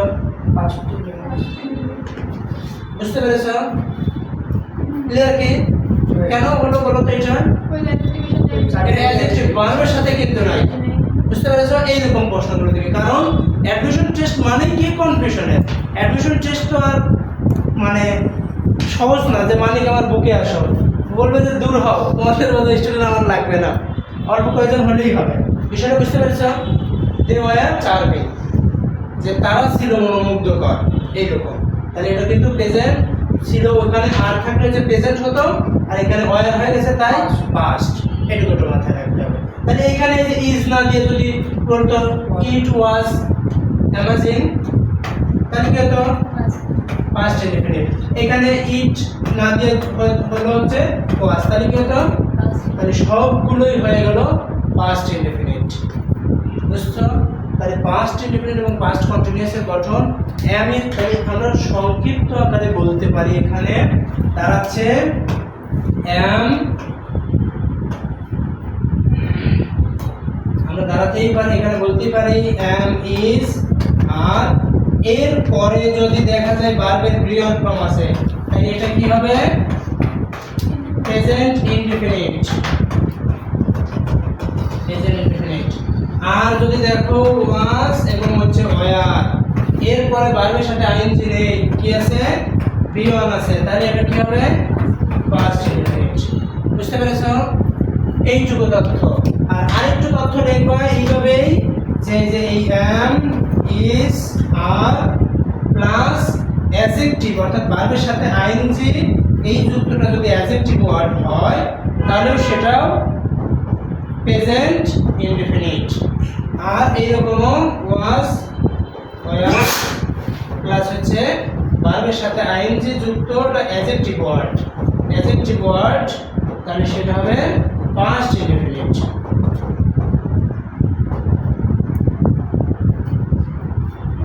বুঝতে পেরেছো? বুঝতে পেরেছো? এতটুকু ক্লিয়ার? তাহলে এইগুলো যাতে আর কোনো সমস্যা না হয়, কারণ অ্যাডমিশন টেস্টে কিন্তু এই কনফিউশনগুলোই পরীক্ষার হলে দিয়ে ফেলে। ক্লিয়ার? আচ্ছা, লেখা হয়েছে কি? সবাই লেখা শেষ? আচ্ছা, আরেকটা তথ্য আমরা দিচ্ছি, লেখানি একটু লেখো, আরেকটু লেখো, আরেকটু ওয়ার্ড দিচ্ছি। দেখো, আমরা জানি কি এই হ্যাভ অথবা হ্যাজ এর পরে যদি দেখো হ্যাভ অথবা হ্যাজ আছে, তারপরে যদি ভার্বের প্রিফিক্স ফর্ম থাকে, তাহলে সেটা কি হয়, প্রেজেন্ট পারফেক্ট হয়। এখন এরপরে আছে যদি তোমাদের এখন এই রকম করে দেয় যে এই যে হ্যাভ অথবা আছে হচ্ছে হ্যাজ, তারপরে দিল হচ্ছে ভার্বের প্রিফিক্স ফর্ম, তাহলে কি দিবা, তাহলে প্রেজেন্ট ইনডিফিনিট। কিন্তু কথা কি বুঝতে পেরেছো? হ্যাভ হ্যাজ থাকলেই যে উঠাতে হবে এমন কোনো কথা নাই, তাহলে এটা হবে হচ্ছে, এটা হচ্ছে প্রেজেন্ট, এটা হচ্ছে পারফেক্ট, এটা হচ্ছে প্রেজেন্ট ইনডিফিনিট।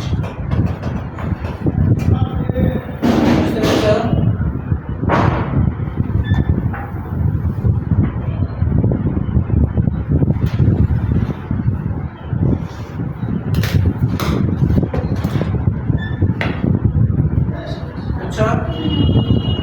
কোনো কনফিউশন মনে হচ্ছে? আচ্ছা, এখন দেখো, আমরা জানি হ্যাড প্লাস ভার্বের ভিত্তি, এটা যদি থাকে তাহলে কি হয়, পাস্ট পারফেক্ট, তাই না? Past perfect. আচ্ছা, এখন থাকলো হ্যাড প্লাস ভার্বের প্রিয়ন, তাহলে কি হতো, পাস্ট ইনডিফিনিট। বুঝতে পেরেছো কি? একটু এগুলো একটু টেকনিক বা নিজে নিজেই একটু ফিল করবা, তাহলে বুঝতে পারবো। কারণ পরীক্ষার হলে জানা জিনিস কিন্তু ভুল হয়ে যায়। পরীক্ষার হলে এমন একটা বিষয় যে অনেক দেখবো, অনেক অনেক ভালো ভালো মেধাবীরা কিন্তু পরীক্ষার হলে কিন্তু ভুলে ফেলে, অনেক কিছু জানে, কিন্তু পরীক্ষার হলে যে দেখবে বক্তিয়ারের গোড়া কাল লেখা, আর তোমরা আসলে দেখবে যে যেটা সবাই পারো সেটা বলি। তোমাদের এর নাম শুনছো, সাম্যবাদী কবিতা, নাম শুনছো না, কাজী নজরুল ইসলাম। এখন পরীক্ষার হলে দিল সাম্য কাব্যগ্রন্থটি কার? তোমরা তো বললে কমন হয়ে গেছে, সাম্যবাদী মনে হয় সাম্য, তাই না? সাম্য হচ্ছে বঙ্কিমচন্দ্র চট্টোপাধ্যায়ের, মানে একটা ওখানে সাম্য থেকে আবার আর একটা যেটা সেটা লেখা হয়েছে সব। তাহলে আমরা আপাতত এখানে টেন্সটা শেষ করবো, এখন আমরা কন্ডিশনাল সেন্টেন্সে আসবো। আচ্ছা, এখন একটু তোমাদের একটু তথ্য মানে এটা বলি, অ্যাডমিশন টেস্টটা এমন একটা জায়গা যেখানে সহজ বিষয়গুলো পরীক্ষার্থীরা ভুল করে ফেলে, মনে হয় যে এইটা হতে পারে। দেখো, যেটা হচ্ছে মাথায় থাকে, যেমন পরীক্ষার হলে সহজ বিষয়গুলো তোমাদের বলবো যে তোমরা হচ্ছে যারা ইসের আছো তোমরা বলতে পারবা যে তোমাদের এইভাবে যদি বলে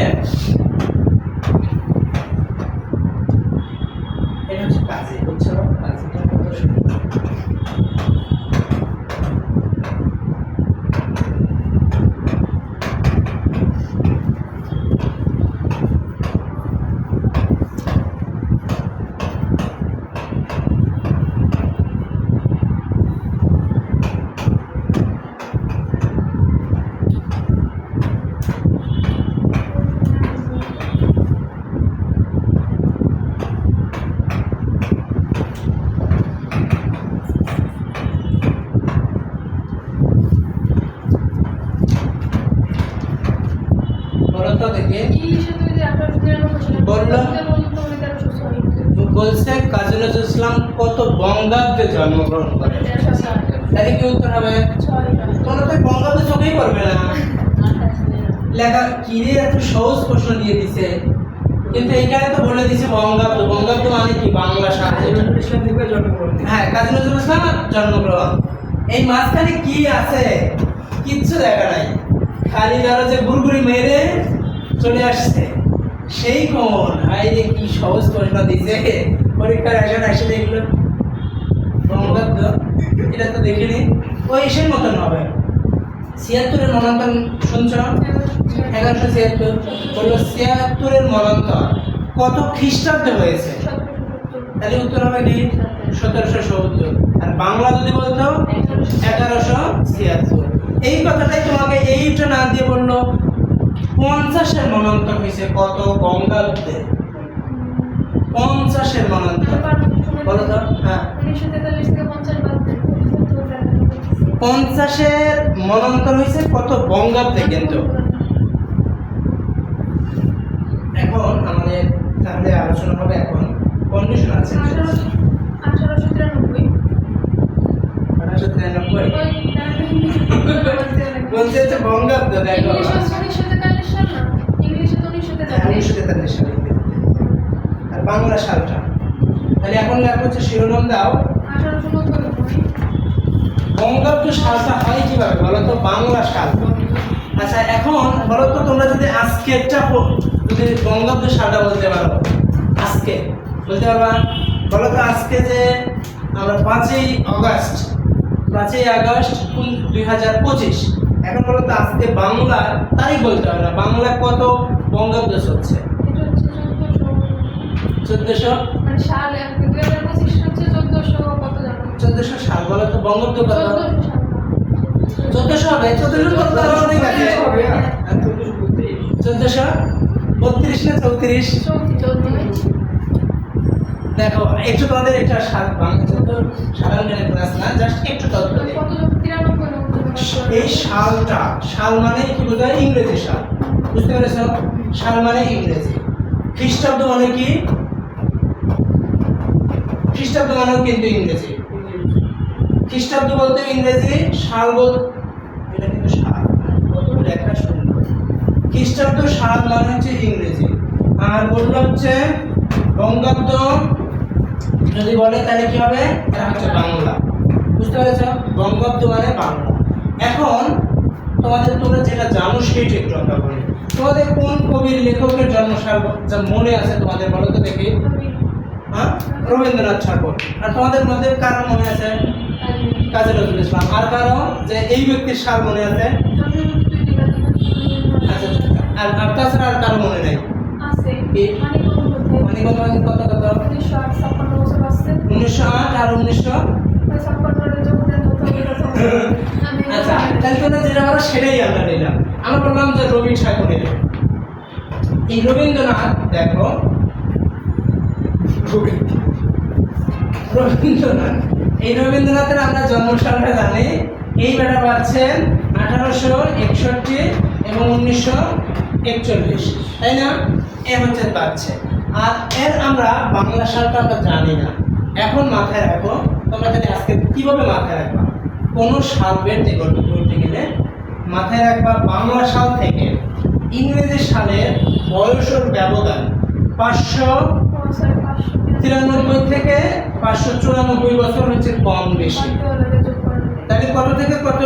593 থেকে 594। অর্থাৎ তাহলে এখন যে 2025 সাল, তাহলে যদি বাংলা সাল বের করতে বলে তাহলে ইংরেজি সাল থেকে বাংলা সালটা মাইনাস করতে হবে। কি করা লাগবে? এই 593 তো 594 কি করা লাগবে? মাইনাস করা লাগবে। আর যদি তোমাকে বাংলা সাল দিয়ে দেয়, ইংরেজি সাল বের করতে বলে, তাহলে কি করা লাগবে? যোগ করতে হবে। গুড। এখন এই তথ্যটা কখন 593 হবে আর কখন 594 হবে, তাই না? এবং এইটুকু জাস্ট একটু মাথায় রাখবা এইরকম করে যে জানুয়ারি, ফেব্রুয়ারি, মার্চ, এপ্রিল, এই এপ্রিল পর্যন্ত যদি কোনো সাল হয় সেটাতে হচ্ছে 594 কি করবা? প্লাস এবং মাইনাস করবা। আর যদি হচ্ছে মে, জানুয়ারি ফেব্রুয়ারি মার্চ এপ্রিল, মে থেকে একেবারে ডিসেম্বর পর্যন্ত হয়, তাহলে কি করবা 593 প্লাস অথবা মাইনাস করবা।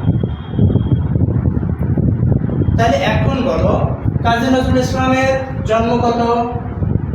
1861 সালের তারিখটা বলো তো। সরি, রবীন্দ্রনাথ 1861, তাহলে কত বলো তো? এটা 7ই মে আর 7ই আগস্ট। হ্যাঁ, 7ই মে এবং হচ্ছে 7ই আগস্ট। তাহলে এখানে কি আছে বলো তো? মে আছে। মেটা কোনটার মধ্যে যাচ্ছে? 593। তাহলে 1861 থেকে 593 বাদ দিলে কত থাকে? 1268 বাংলা লেখা ছিল না? লেখা কিন্তু ছিল। তাহলে বিষয়টা বুঝতে পেরেছো? মিলছে কি? বাংলায় লেখা থাকে না 1268, 1348 লেখা থাকে না? তাহলে এখন বলো তো এইটা বের করো তো। তাহলে বাংলা এটাতে কত হবে? এটা হচ্ছে আগস্ট আছে, তাহলে আগস্ট কোনটার মধ্যে আছে? তাহলে 593, তাহলে কত হবে? 1348 না? তাহলে 1268, 1348। বিষয়টা বুঝতে পেরেছো কি? ইংরেজির ক্লাসের মধ্যে বাংলা একটু শিখতে হবে বুঝতে পারলে। তাহলে এখন বলো তো যে এখন 2025 সাল, এই 25 সালের আজকে হচ্ছে 5ই আগস্ট। তাহলে এখন বলো ইংরেজি মানে বঙ্গাব্দ সাল কত?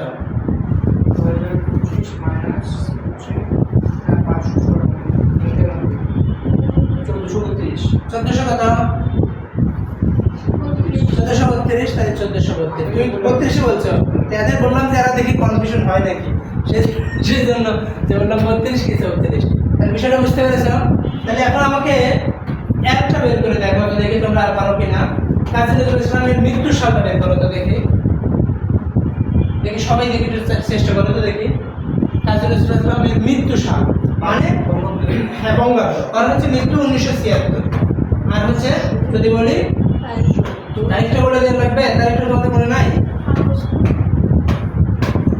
এখানে হচ্ছে 25শে মে আর 29শে আগস্ট। তাহলে এখন দেখো তো কত হয়? 1383। আর যদি বলতে হয় এখন তাহলে বাংলাটা কত হবে?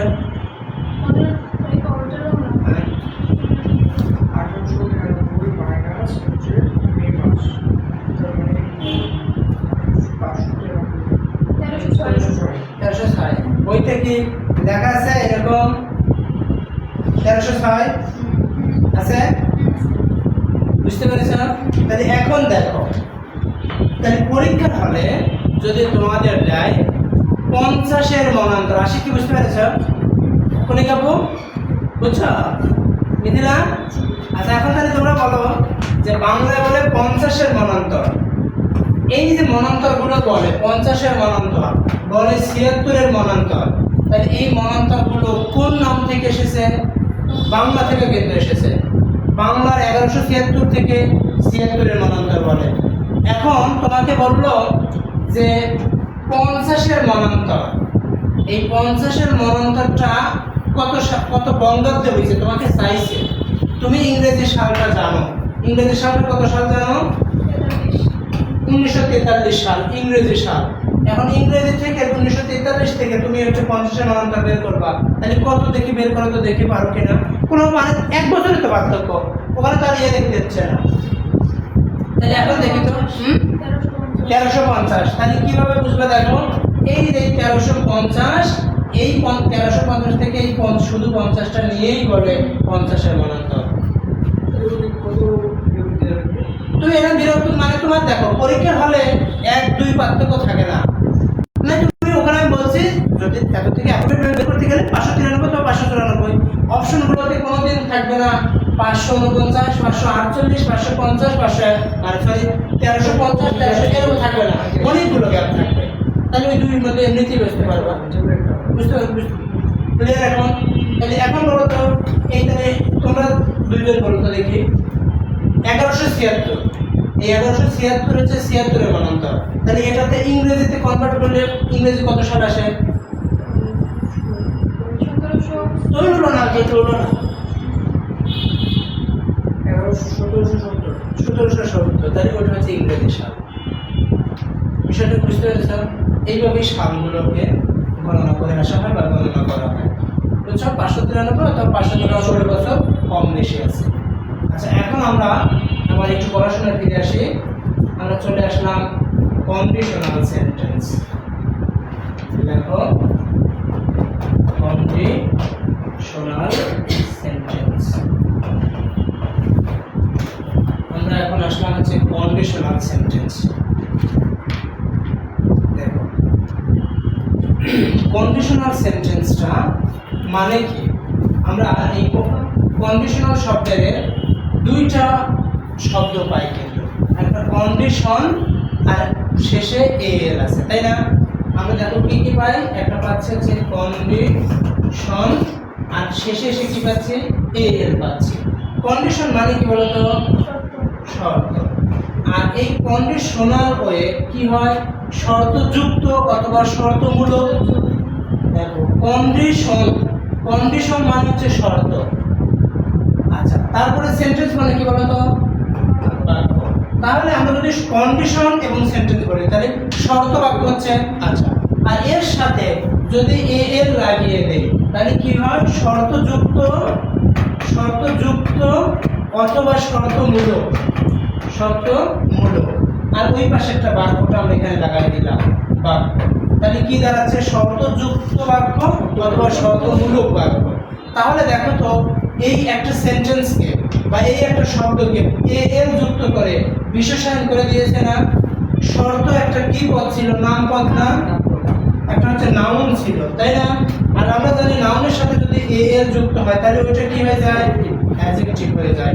তাহলে এখন তোমাকে প্রশ্ন বললো কন্ডিশনাল কোন পার্টস অফ দিস, অ্যাডজেক্টিভ। বুঝতে পেরেছো? শুধু যদি কন্ডিশন দিত তাহলে নাউন, আর এর সাথে যদি কন্ডিশনাল দিত তাহলে অ্যাডজেক্টিভ। বুঝতে পেরেছো কি? তাহলে কন্ডিশন থেকে কন্ডিশনাল হয়ে গেলে ওটা অ্যাডজেক্টিভ কথা হবে। ক্লিয়ার এতটুকু? আচ্ছা, এখন আমরা আসবো কন্ডিশনাল সেন্টেন্স মানেই হচ্ছে শর্তযুক্ত বা শর্তমূলক বাক্য। বুঝতে পেরেছো? আচ্ছা, এখন আমরা তাহলে চলে আসতেছি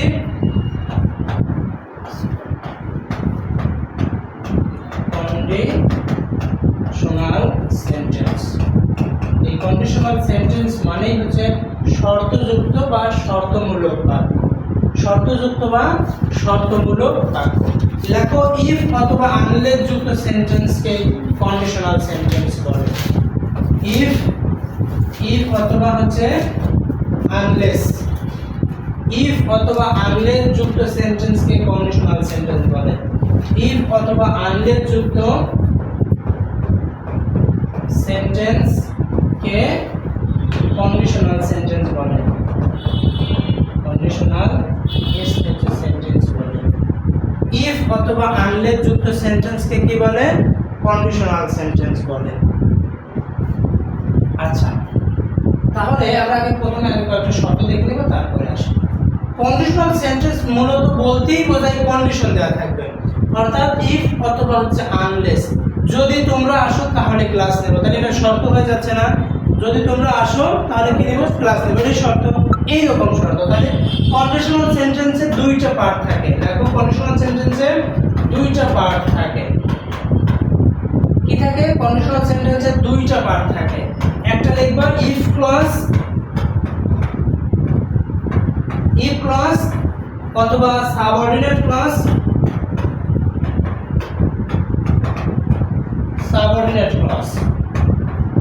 কন্ডিশনাল সেন্টেন্সে দুইটা পার্ট থাকে, একটা হচ্ছে ইফ ক্লজ অথবা হচ্ছে সাবঅর্ডিনেট ক্লজ, আর একটা থাকে হচ্ছে এটা এক নাম্বার পার্ট, এক নাম্বার। আর একটা নাম্বার পার্ট থাকে হচ্ছে মেইন ক্লজ বা রেজাল্ট পার্ট।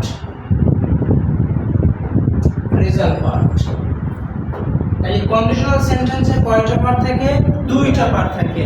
একটা ইফ ক্লজ অথবা হচ্ছে সাবঅর্ডিনেট ক্লজ, আর একটা থাকে কি রেজাল্ট পার্ট অথবা হচ্ছে কি মেইন পার্ট। অর্থাৎ এই ইফ ক্লজে যে শর্তটা জুড়ে দিবে সেই শর্ত হিসেবে কে পূরণ করবে? মেইন ক্লজ অথবা রেজাল্ট পার্ট। বুঝতে পেরেছো? আচ্ছা, যেমন ওই যে বললাম if you come I will go. এই পাশে ইফ ইউ কাম, যদি তোমরা আসো আই উইল গো, তাহলে আমি যাব। তাহলে একটার সাথে আরেকটা সাদৃশ্য না? এটাকে বাংলায় বলে সাপেক্ষ সর্বনাম। যদি তোমরা আসো তাহলে আমি যাব, যদি বৃষ্টি আসে তাহলে কোচিং বন্ধ থাকবে। এটা শর্ত এখানেই শুধু, বুঝতে পেরেছ? এটুকুই। এখন দুইটা তাহলে দেখো, এখন যদি কোনো সেন্টেন্সে ইফ অথবা আনলেস থাকে, ওই সেন্টেন্সকে আমরা কোন সেন্টেন্স বলতে পারি? Simple, complex, compound. ইফ যুক্ত কি না না সিম্পল হবে। দেখো কন্ডিশনাল সেন্টেন্সকে কমপ্লেক্স সেন্টেন্স বলে। কন্ডিশনাল সেন্টেন্সকে কমপ্লেক্স সেন্টেন্স বলে।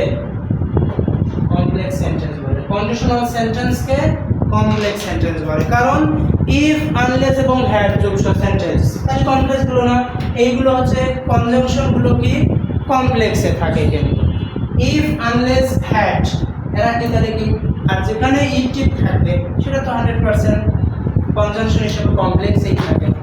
সিম্পলে তো এগুলো থাকে না। মোটামুটি বুঝতে পেরেছো? আচ্ছা, তাহলে এখন বলো কন্ডিশনাল সেন্টেন্সের আমরা একটু প্রকারভেদে আসি। এখান থেকে আমরা তাহলে যদি বলতে পারি কন্ডিশনাল সেন্টেন্সকে কোন সেন্টেন্স বলে? আচ্ছা, আমরা টু সেন্টেন্সের দুটো তথ্য দেই। সেন্টেন্স বলতে কি বোঝায়? বাক্য। সেন্টেন্স যদি বলি অর্থ অনুসারে, সেন্টেন্স কত প্রকার? অর্থ অনুসারে সেন্টেন্স 3 প্রকার, সিম্পল, কমপ্লেক্স এবং হচ্ছে কম্পাউন্ড। আর গঠন অনুসারে 5 প্রকার, ওই অ্যাসার্টিভ, ইম্পারেটিভ, অবজেক্টিভ, এক্সক্লেমেটরি আর ইন্টারোগেটিভ। এইটা হচ্ছে দিয়ে তাহলে সেন্টেন্সের দুইটা কিন্তু প্রশ্ন আসে। সেন্টেন্স গঠন অনুসারে কত প্রকার? গঠন অনুসারে যদি বলি 5 প্রকার, আর অর্থ অনুসারে যদি দেই মানে ওইটাই একটু এইভাবে ঘুরে দেয় যে অর্থটা ওই পাশেই নেয়, বরং না বিবৃতিমূলক বাক্য হ্যাঁ ওইভাবে হিসাবে নেয়। আচ্ছা, যা হোক ওটা তো আমরা এখন পারবো। তাহলে এখন আমরা আসলাম কি কাইন্ডস অফ কন্ডিশন যুক্তে আসি। Kinds of condition, kinds of condition মানে কন্ডিশনালের যে প্রকার।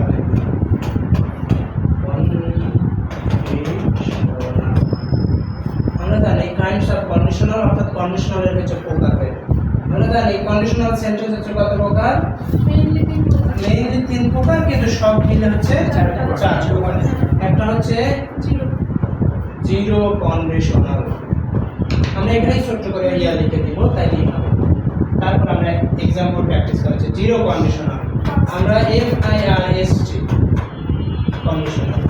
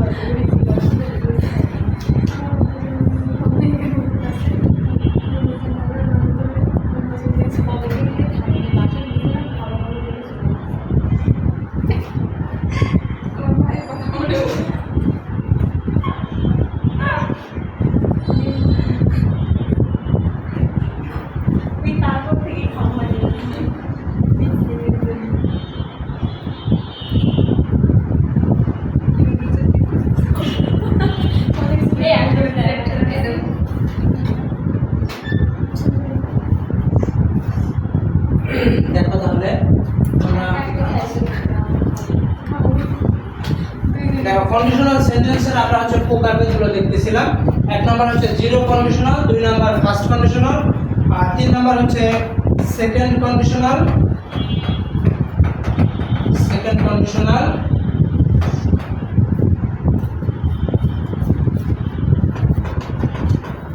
সেকেন্ড কন্ডিশনাল, আর তার তিন নাম্বার হচ্ছে কি থার্ড কন্ডিশনাল। আচ্ছা, এই কন্ডিশনালের আমরা বলেছি কয়টা পার্ট থাকবে? দুইটা পার্ট থাকবে। আর এই কন্ডিশনাল যে চারটা কন্ডিশনাল আছে, এই চারটা কন্ডিশনালের শুধু একটা একটা করে মানে স্ট্রাকচার আছে, কিন্তু এই স্ট্রাকচারটা একটু ঘুরিয়ে সর্বোচ্চ দুইটা উপায়ে হতে পারে। এই দুটো উপায় খালি জাস্ট এখানে একটু সংক্ষিপ্ত আকারে লিখবো যাতে তোমাদের বুঝতে সুবিধা হয়, তারপরে আমরা A to Z প্র্যাকটিস করাই দেবো। জিরো কন্ডিশনাল মানেই মনে রাখবা যে কন্ডিশনাল গুলো প্রেজেন্ট ইনডিফিনিট টেন্সের মধ্যে হবে, অর্থাৎ চিরন্তন সত্য, অভ্যাসগত কর্ম, হ্যাবিচুয়াল ফ্যাক্ট যেগুলো থাকবে সেটা হচ্ছে জিরো কন্ডিশনালের। অর্থাৎ মাথায় রাখবা প্রথমে এক নম্বর স্ট্রাকচার হতে পারে যদি ইফ থাকে, ইফ এর পরে যদি প্রেজেন্ট ইনডিফিনিট টেন্স থাকে, কি থাকে? Present indefinite tense. Present indefinite tense থাকে, তারপরে একটা কমা থাকবে, কি থাকবে? তারপরে একটা কমা থাকার পরে তারপরেও আবার হচ্ছে প্রেজেন্ট ইনডিফিনিট টেন্স হবে। প্রেজেন্ট ইনডিফিনিট টেন্স, বুঝতে পেরেছো? একটা গঠন এইরকম স্ট্রাকচার। তাহলে প্রথমে কি থাকবে? প্রথমে ইফ প্লাস প্রেজেন্ট ইনডিফিনিট কমা, মানে এটা হচ্ছে ইফ প্লাস আর এই পাশে এটা হচ্ছে রেজাল্ট পার্ট। তাহলে এটা হচ্ছে এইরকম, তারপরেও আবার present indefinite tense. Present indefinite tense মানে কি? মানে মাথায় রাখবা প্রেজেন্ট ইনডিফিনিট টেন্স মানে আমরা জানি ভার্বের বেস ফর্ম এবং ভার্বের বিয়ন্ড ফর্ম, অর্থাৎ সহজ কথায় ভার্বের সাথে এস অথবা ইএস কি হতে পারে? যুক্ত হতে পারে। বুঝতে পেরেছো? এটা হলো প্রেজেন্ট ইনডিফিনিট। এখন এই স্ট্রাকচারেরই গঠন আরেকটু পরিবর্তন হতে পারে। পরিবর্তন বলতে জাস্ট এই যে প্রথমে আসবে, মানে প্রেজেন্ট ইনডিফিনিট টেন্স, তারপর কমা দিয়ে এই যে ইফ প্লাস পরবর্তীতে প্রেজেন্ট ইনডিফিনিট টেন্স। বিষয়টা কি বুঝতে পেরেছো? কিভাবে গঠনটা পরিবর্তন হবে? দুইটা জাস্ট, মানে এই পরেরটা কমার পরেরটা প্রথমে বসবে, তারপরে এইটা শেষে বসে যাবে। আমরা উদাহরণ করে দিচ্ছি, এখানে সংক্ষিপ্ত খালি একটার মধ্যে লিখতেছি, তারপর আমরা বোর্ড কোশ্চেনের বিগত বছরগুলো দেখায় দিয়ে প্র্যাকটিস করব। তাহলে বিষয়টা বুঝতে পেরেছো? এইটা, তাহলে এইটা থাকবে হচ্ছে প্রেজেন্ট মানে সরি জিরো কন্ডিশনাল। এখন আমরা আসলাম, এখন আমরা আসি হচ্ছে সেকেন্ড কন্ডিশনালে। সেকেন্ড কন্ডিশনাল মানেই মাথায় রাখবা, সরি ফার্স্ট কন্ডিশনাল। ফার্স্ট কন্ডিশনালের মানে মাথায় রাখবা ইফ প্লাস হচ্ছে প্রেজেন্ট ইনডিফিনিট, প্রেজেন্ট ইনডিফিনিট কমা ফিউচার ইনডিফিনিট,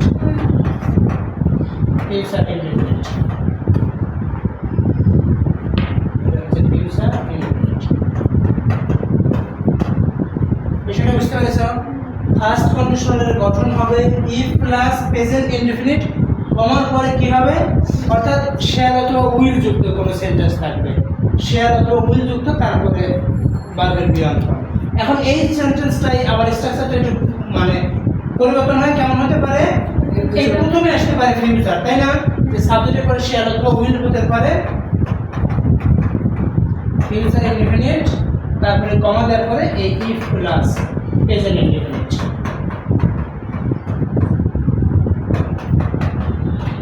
বিষয়টা বুঝতে পেরেছো? পরীক্ষার হলে কিন্তু প্রথম এবং জিরোটা দিয়ে বেশি আসে না, আসে এই শেষের দুইটা, অর্থাৎ সেকেন্ড এবং থার্ড। এটা কিন্তু খুবই গুরুত্বপূর্ণ। এখন দেখো থার্ড সেকেন্ড কন্ডিশনাল, সেকেন্ড কন্ডিশনালটা মাস্ট এবং থার্ড কন্ডিশনালটা মাস্ট মাস্ট মানে অবশ্যই হচ্ছে। দেখো সেকেন্ড কন্ডিশনালে থাকবে যদি কোনো সেন্টেন্সে যদি থাকে ইফ, ইফ প্লাস হচ্ছে ভার্বের বি টু বলতে কি বোঝায়? পাস্ট ইনডিফিনিট টেন্সের আর কি, past indefinite tense. V two মানে বুঝতেছো? Past indefinite. তারপরে মাথায় রাখবা সাবজেক্ট থাকবে, তারপরে উড, তারপরে কি থাকবে? উড, উড কুড, তারপরে কি থাকতে পারে? মাইট, উড কুড মাইট, তারপরে এখানে যে ভার্বটা হবে বি1 ফর্ম। এইটুকু থাকবে সেকেন্ড কন্ডিশনালের ইফ প্লাস পাস্ট ইনডিফিনিট, অর্থাৎ ভার্বের বি টু থাকবে। ইফ এর সাথে কি থাকবে? ভার্বের বি টু, তারপরে সাবজেক্টটা থাকবে, তারপর উড কুড মাইট যে কোনো একটা, তারপরে কি বসবে? এখানে ভার্বের বিয়ন হয়। তাহলে এই স্ট্রাকচারটা আবার একটু প্রথমে ঘুরে আসতে পারে কিভাবে? প্রথমে আসতে পারে এই যে সাবজেক্ট আসতে পারে, তারপরে উড কুড মাইট, তারপরে আসতে পারে কি ভার্বের বিয়ন কমন করে ইফ প্লাস ভার্বের হচ্ছে বি টু। এটা আসতে পারে কিনা? ঘুরিয়ে কিন্তু আসতে পারে। আচ্ছা, তারপরে আমরা আসলাম হচ্ছে থার্ড কন্ডিশনাল মানে মাথায় রাখবা, থার্ড কন্ডিশনাল মানেই মাথায় রাখবে এইরকম করে যে প্রথমেই থাকবে ইফ, এক নম্বর স্ট্রাকচারে ইফ প্লাস হচ্ছে কি থাকতে পারে, মানে হ্যাড প্লাস ভার্বের বি3 মানে পাস্ট পার্টিসিপল যাকে বলা হয়, হ্যাড প্লাস হচ্ছে ভার্বের বি3, ইফ প্লাস হ্যাড প্লাস ভার্বের বি3, তারপরেও এখানে কমার পরে সাবজেক্ট প্লাস দেখো উড মাইট, তারপরে হ্যাড, তারপরে ভার্বের বি3 কিন্তু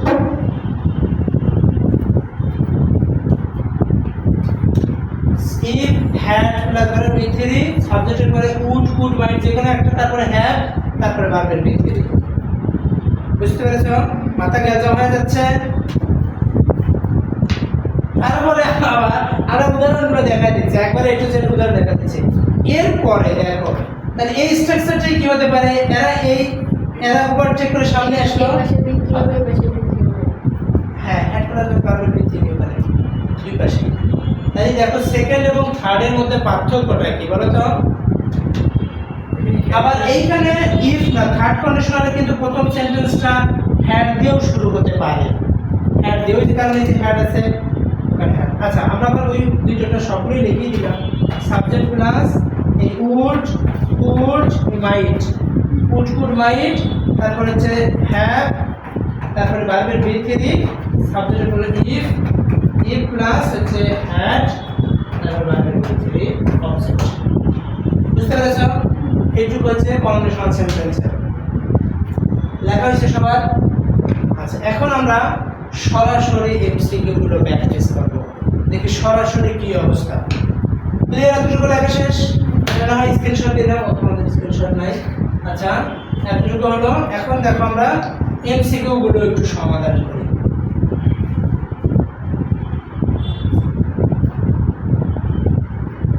মাস্টার বই আমরা এমসিকিউ দেখো। আচ্ছা আমরা এখান থেকে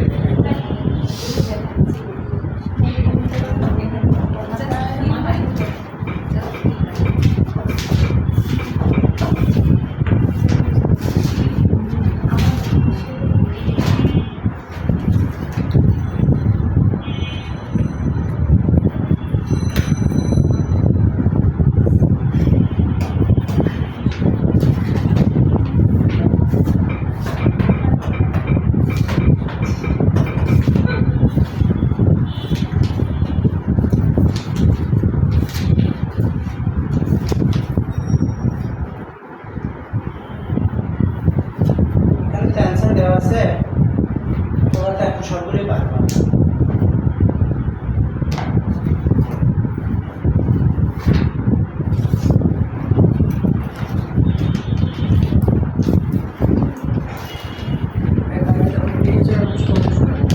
টেন্স এবং হচ্ছে কন্ডিশন, আগামীকাল পড়া থাকবে হচ্ছে টেন্স এবং হচ্ছে কন্ডিশনাল সেন্টেন্স।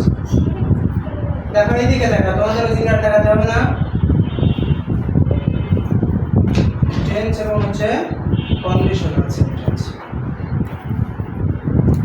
টেন্স থাকলো, এরপরে আসলাম হচ্ছে right form verb, condition article,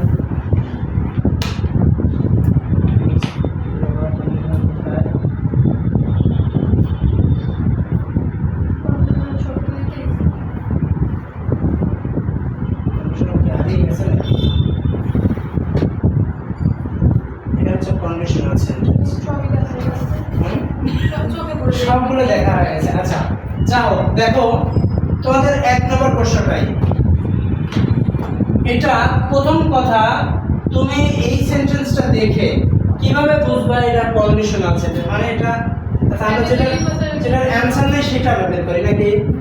হ্যাঁ না, যেটাতে অ্যানসার নেই আমরা তাই সেটা বের করি। তাহলে আর তোমাদের ধরো যে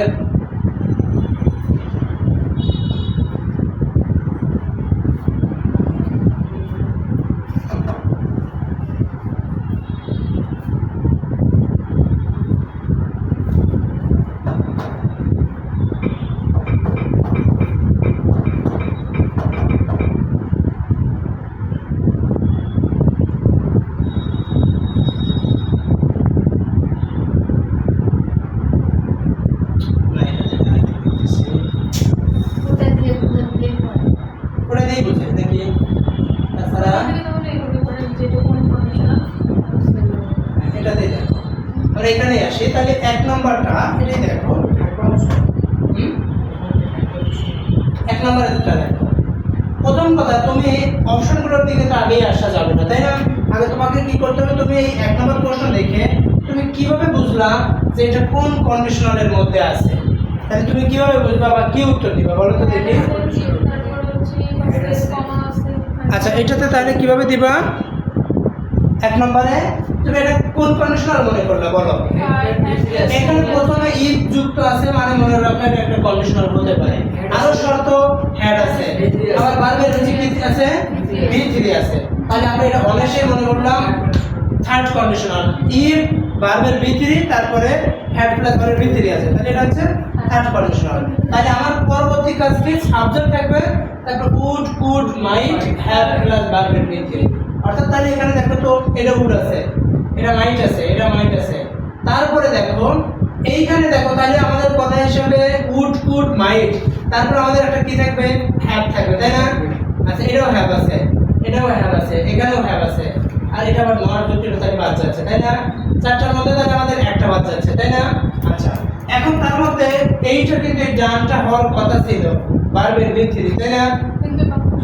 কিন্তু এটা বাক্যটা সঠিক নেই, কারণ ওই যে মাইট দিয়ে আছে যে উড হ্যাভ ফাউন্ড, আর বলছে if his friend had not helped him Asif would have found, মানে তাকে খোঁজার ক্ষেত্রে ব্যবহৃত হয়েছে। ওখানে ডান তো দিয়ে কোনো অর্থ দিয়ে তো হচ্ছে, তাহলে সেই জন্য এটা বিষয়টা বুঝতে পেরেছ? আচ্ছা, 2 নাম্বারটা দেখো, তাহলে কোন কন্ডিশনের মধ্যে পড়েছে? এখানে তোমরা কিভাবে বুঝতে পারবা যে এইখানে এই যে ইফ আছে, তাই না? আবার এই যে ভার্বের কি আছে? কমাটা ধরো তো শব্দ না থাকলে এখানে দিয়ে এটা তো থাকা দরকার ছিল। আসলে নাও হলেও নাও থাকতে পারে, না থাকলে তাহলে ইফ প্লাস আছে হ্যাড প্লাস বি3 আছে, তাহলে এটা অবশ্যই কি মনে করতেছ? Third conditional. তাহলে সেই হিসাবে কি হবে? উড কুড মাইট প্লাস তারপর ভার্বের বি3। এই যে উড আছে, হ্যাভ আছে, তারপরে হ্যাড হয়েছে ভার্বের বি3। বুঝতে পেরেছো কি? আচ্ছা, তাহলে এখন একজন তাহলে অ্যানসারটা একটু ইয়া হয়ে গেছে। এইটা বলো তো দেখে মিথিলা, বলো তো 30 নাম্বার যে কোন নিয়মের মধ্যে দিছে? She asked me what I dashed I would be him. তাহলে এটার কোনটাতে হবে? Second conditional. এটা কি সেকেন্ড কন্ডিশনাল? First conditional. এটা ফার্স্ট। এটা দেখো, তুমি এই স্ট্রাকচার থেকে এই সেন্টেন্সটা দেখে তুমি কিভাবে আগে প্রথম কথা কিভাবে বুঝবা যে এটা কন্ডিশনাল সেন্টেন্স? কিভাবে বুঝবা? ইফ দিয়ে। আচ্ছা, তারপরে কি আছে? এই যে আই হ্যাড বিন, কিন্তু এটা সংক্ষিপ্ত মানে এটা কিন্তু হ্যাড। তাহলে কি দেখো, আমরা জানি ইফ তারপরে হ্যাড তারপরে ভার্বের কি বি3 থাকে, তাহলে কি এটা থার্ড কন্ডিশনের মধ্যে যাচ্ছে। তাহলে থার্ড কন্ডিশন আসলে আমরা তো বলছি যে এটা দুইটা স্ট্রাকচার হতে পারে। প্রথমে যে ইফ দিয়ে শুরু হবে এমনটা কিন্তু না, শেষে দেখলো না শেষ বাক্যতেও ইফ দেওয়া আছে। তাহলে এর পূর্বে কি হবে? উড কুড মাইট তারপরে হ্যাভ তারপরে ভার্বের বি3। তাহলে এই একটাই আছে না? Would have said. বিষয়টা বুঝতে পেরেছো? এই সেইডটা কি কারণে বি3 হয়? যে সে থেকে কিন্তু সেইড হয়ে যায়। ক্লিয়ার? তাহলে আগামীকাল আমাদের এই পর্যন্তই থাকলো টেন্স এবং হচ্ছে কন্ডিশনাল সেন্টেন্স। টেন্স এবং হচ্ছে কন্ডিশনাল সেন্টেন্সটা সুন্দর করে পড়ে আসবা। আর পাশাপাশি হচ্ছে মুখস্থ অংশটা আছে, মুখস্থ অংশের সিনোনিমগুলো শেষের আজকের এমসিকিউ গুলো যেগুলো আছে মোটামুটি শেষ করে আসবো আর কি। এবার বই কি এটা আসছে কি ওরা শিরোনাম তো শেষের দিকে না, কেমন তো মানে বুঝতে পারছি না। বই তো আসে হ্যাঁ দিলে আমার তো দরকার ছিল আর কি। এবার- শিরোনাম তো শেষ হয়নি, 200টার মতো হয়েছে।